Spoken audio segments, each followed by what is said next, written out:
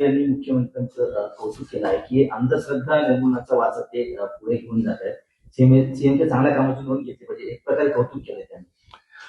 Doctor Narendra दाभोळकरांची तुलना आणि मार्ग हा फडणवीसांचा असणं सांगणं म्हणजे धादांत दिशाभूल करण्याचा हा प्रकार आहे.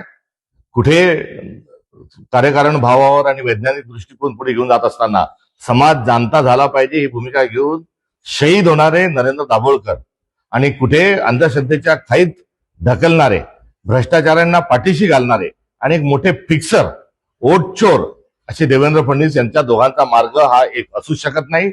आणि राहता राहिला नरेंद्र दाभोळकरांचा जो वारसा होता तो कोणचा होता? तो शिवशाहू फुले आंबेडकरांचा वारसा होता, तो अंधश्रद्धा निर्मूलनाचा तो वारसा होता, तो सत्य अहिंसेनी पुढे जाण्याचा मार्ग होता, वारकरी संप्रदायाला पुढे घेऊन जाण्याचा त्यांचा मार्ग होता. आणि देवेंद्र फडणवीसांचा जो मार्ग आहे हा अंधश्रद्धेकडे घेऊन जाणारा, शिवशाहू फुले आंबेडकरांच्या पुरोगामित्वाला कुठेतरी बाजूला ठेवून प्रतिगामित्व स्वीकारणारा हा वारसा देवेंद्र फडणवीस घेऊन जात आहेत. ज्यांनी शिवाजी महाराजांचा वारसा नाकारला ते देवेंद्र फडणवीस तो वारसदार आहेत. तुकारामांच्या गाथा ज्यांनी बुडवल्या त्यांचे वारसदार हे देवेंद्र फडणवीस आहेत. तर सावित्रीबाई फुले यांना शाळेला विरोध करणाऱ्या लोकांचा वारसा देवेंद्र फडणवीस पुढे घेऊन जात आहेत. डॉक्टर बाबासाहेब आंबेडकरांना काळाराम मंदिराचे दरवाजे बंद करणाऱ्यांचा वारसा हा देवेंद्र फडणवीस घेऊन जात आहेत. एवढंच नव्हे तर भारताचं संविधान निर्माण करणारी जी लोकशाही आहे ती कुठेतरी गुंडाळून ठेवून बंच ऑफ थॉट नुसार देश पुढे गेला पाहिजे, राष्ट्रीय स्वयंसेवक संघाची भूमिका पुढे घेऊन जाण्याचा वारसा हा देवेंद्र फडणवीस घेऊन जात आहेत. अशा प्रकारचं वक्तव्य हे सुप्रियाजींनी जे केलंय या संदर्भामध्ये मी दुःख, खंत हे व्यक्त करतो. आणि चोर आणि संन्यासी या दोघांना एकत्र जे दाखवतात आहेत हे त्यांनी ताबडतोब या संदर्भामध्ये आपला खुलासा आणि स्पष्टीकरण दिलं पाहिजे. नरेंद्र दाभोळकरांचं योगदान फार मोठं आहे.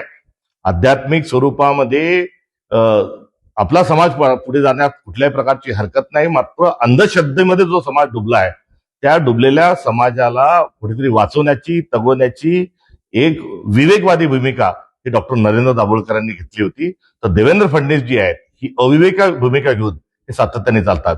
जेव्हा अंधश्रद्धा निर्मूलनचा कायदा तयार झाला त्या कायद्याला विरोध करणारे कोण होते? त्या कायद्यावर हरकती घेणारे कोण होते? त्या कायद्यावर संशय व्यक्त करणारे कोण होते?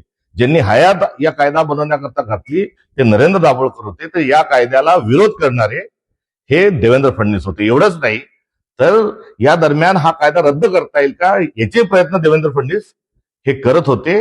आणि अशा स्वरूपाची तुलना करणं हे अत्यंत दुःखदायक, हे वक्तव्य त्यांचं चीड येणारं आणि संताप देखील व्यक्त करणारं अशा स्वरूपाचं हे वक्तव्य आहे.